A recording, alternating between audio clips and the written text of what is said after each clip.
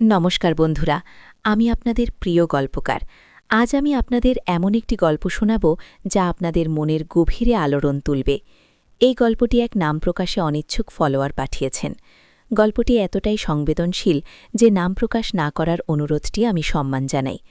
আমি আপনাদের আগেও বলেছি, আমার এই চ্যানেলে আমি শুধু গল্পই বলি না, মাঝে মাঝে আমি আমার ব্যক্তিগত জীবনের কিছু অংশ শেয়ার করি। আর হ্যাঁ, আজকের গল্পেও আমি আমার ব্যক্তিগত আইএমও নম্বর দেওয়ার কথা বলেছি। সেই নম্বরটি পেতে হলে আপনাকে পুরো গল্পটি মনোযোগ দিয়ে শুনতে হবে। গল্পের কোনো এক ফাঁকে আমি আমার ব্যক্তিগত আইএমও নম্বরটি দেব, তাই নম্বরটি পেতে হলে পুরো গল্পটি মনোযোগ দিয়ে শুনতে হবে। আমার বরের নাম অরিন্দম। সে এক নামকরা আর্কিটেক্ট। আমাদের জীবনটা ছিল একেবারে সাধারণ বাঙালি পরিবারের মতো। বড় ফ্ল্যাট, সুন্দর সাজানো গোছানো সংসার, আর সবকিছুর কেন্দ্রবিন্দু ছিল আমাদের ছোট্ট ছেলে রুদ্র। কিন্তু এই আপাতদৃষ্টিতে নিখুঁত জীবনে এক অদৃশ্য ফাটল ছিল, যার কথা আমি নিজের মনেও স্বীকার করতে সাহস পেতাম না। সেই ফাটলের শুরুটা হয়েছিল রতনকে দিয়ে। রতন আমাদের বাসার কাজের লোকের স্বামী। তাদের বাড়ি শহর থেকে বেশ খানিকটা দূরে, তাই রতন প্রায়ই আসত এখানে কাজের তদারকি করতে বা রিনাকে কিছু বলার থাকলে। প্রথম প্রথম আমি রতনকে তেমনভাবে লক্ষ্য করিনি। সে একজন সাধারণ, শান্ত প্রকৃতির মানুষ ছিল। পরনে থাকত সাধারণ লুঙ্গি আর ফতুয়া, মুখে এক রাশ ক্লান্তি। তার চোখগুলো ছিল গভীর, যেন সেখানে হাজারো না বলা কথা জমা হয়ে আছে।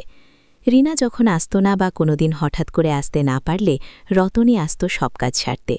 প্রথম দিকে আমার একটু অস্বস্তি হতো। একজন পুরুষের সাথে এভাবে একান্তে কথা বলা, তাকে নিজের বাড়ির প্রতিটি কোণে ঘুরতে দেখা, এসব আমার অভ্যেসের বাইরে ছিল। অরিন্দমও রতনকে নিয়ে তেমন মাথা ঘামাত না। তার কাছে রতন ছিল আর 5টা সাধারণ শ্রমিকের মতোই একজন। কিন্তু সময় যত গড়াতে লাগল, রতন আমার জীবনে এক অন্যরকম জায়গা করে নিতে শুরু করল। ব্যাপারটার শুরুটা হয়েছিল খুবই সূক্ষ্মভাবে।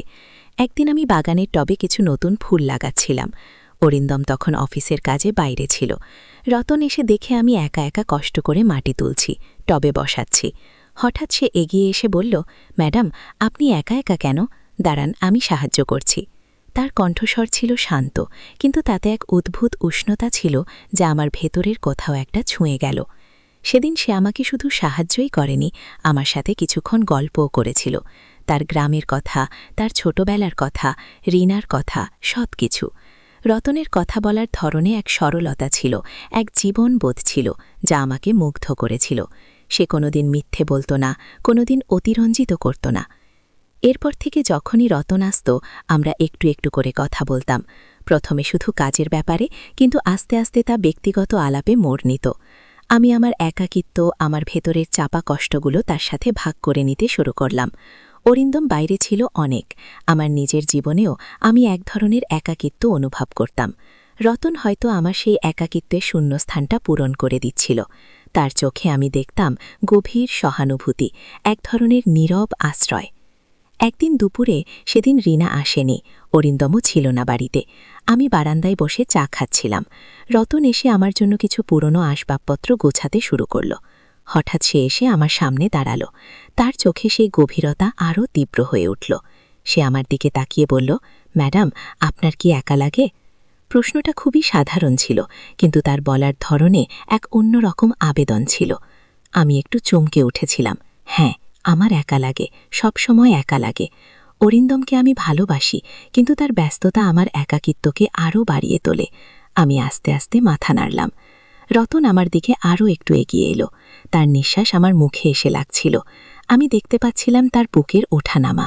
সে আমার দিকে তাকিয়ে বলল, আমি জানি আপনার একা লাগে, আমিও একা, কিন্তু আমার একাকিত্ব আপনার একাকিত্বের চেয়ে অনেক আলাদা। তার এই কথাগুলো আমাকে যেন এক অন্য জগতে নিয়ে গেল। আমি অনুভব করতে পারছিলাম তার শরীরের উষ্ণতা, তার পুরুষালী গন্ধ। আমার ভেতরের সব দ্বিধা, সব ভয় এক নিমেষে উধাও হয়ে গেল। আমি শুধু তার চোখে তাকিয়ে রইলাম। সেই চোখে আমি দেখতে পাচ্ছিলাম এক তীব্র আকুলতা, এক গোপন আকাঙ্ক্ষা। রতন খুব সাবধানে আমার হাতটা ধরল। তার হাতের স্পর্শে ছিল এক অদ্ভুত শিহরণ। সেই স্পর্শে ছিল এক নিষিদ্ধ আবেদন, যা আমাকে চুম্বকের মতো টেনে নিচ্ছিল। আমি অনুভব করতে পারছিলাম আমার নিজের হৃৎস্পন্দন, তা যেন আমার কান পর্যন্ত শুনতে পাচ্ছিলাম। ম্যাডাম, আপনার হাতে এত ঠান্ডা কেন? রতন ফিসফিস করে বলল, আমি কোনো উত্তর দিতে পারলাম না। আমার শরীর অবশ হয়ে আসছিল। আমি শুধু তার চোখে তাকিয়ে রইলাম। সেই চোখে ছিল প্রশ্ন, ছিল আহ্বান। রতন আমার মুখের দিকে তাকালো। তার চোখজোড়া যেন আমাকে আরও গভীরে টেনে নিচ্ছিল। তার মুখে এক অস্ফুট হাসি। সে খুব আস্তে করে বলল, আপনি কি জানেন আপনার এই একা লাগাটা আমাকে কি করে? কথাটা শেষ না করে সে আমার দিকে আরও একটু ঝুঁকে এলো। আমি আমার শরীরের প্রতিটি লোমকূপ সজীব হয়ে উঠতে অনুভব করছিলাম। আমার মনে হচ্ছিল আমি যেন স্বপ্ন দেখছি। এই রতন, যে কিনা আমাদের বাসার কাজের লোক, সে আজ আমার এত কাছে, আর আমার ভেতরের কোনো অংশই তাকে বাধা দিচ্ছে না, বরং এক অব্যক্ত আনন্দ আমাকে গ্রাস করছে। হঠাৎ সে আমার কানের কাছে মুখ নিয়ে এসে বলল, আপনার এই একা লাগাটা আমাকেও খুব কষ্ট দেয়। যখন দেখি আপনি একা, তখন মনে হয়। কথাটা সে শেষ করল না। আমি বুঝতে পারছিলাম সে কি বলতে চাইছে। তার দৃষ্টি আমার ঠোঁটের উপর এসে পড়ল। আমার মনে হচ্ছিল আমার নিজের শরীর যেন আর আমার নিয়ন্ত্রণে নেই।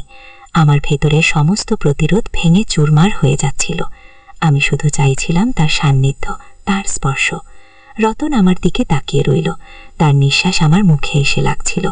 আমি অনুভব করতে পারছিলাম তার শরীরের উত্তাপ, তার চোখে এক ধরনের অধিকারবোধ, যা আমাকে আরও বেশি করে আকর্ষণ করছিল। আমি যেন সেই নিষিদ্ধ আকর্ষণের এক অতল গহ্বরে তলিয়ে যাচ্ছিলাম। ঠিক সেই মুহূর্তে, যখন আমাদের দুজনের শরীর একে অপরের উত্তাপে গলে যাচ্ছিল, যখন আমাদের দুজনের মাঝে সকল সামাজিক ভেদাভেদ ভেঙে যাচ্ছিল, ঠিক তখনই দরজায় কড়া নাড়ার শব্দ হলো। অরিন্দম ফিরে এসেছে।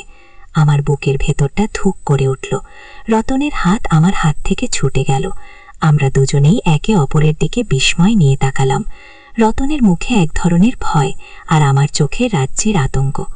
আমরা কি করব?